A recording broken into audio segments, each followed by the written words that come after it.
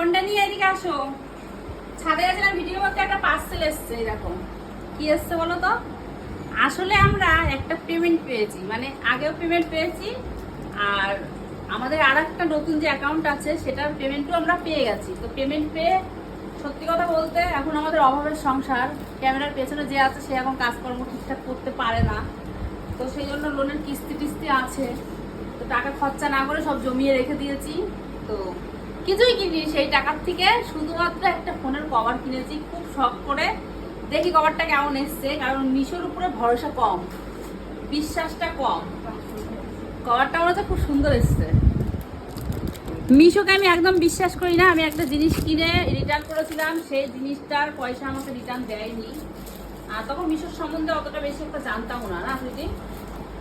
তো সেই জিনিসের টাকাটা আমাকে রিটার্ন দেয়নি।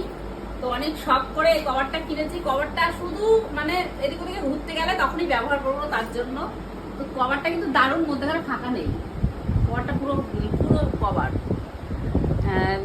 এই ইয়ে তোমার কি বলে, ক্যামেরা ট্যামেরা সব কিছু পুরো কভার, গার্ড করা। খুলে ফেললি?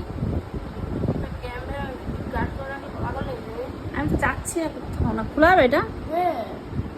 যাই হোক, পুরোটাই কভারটা ঢাকা। দেখতে কিন্তু ভালোই লাগছে।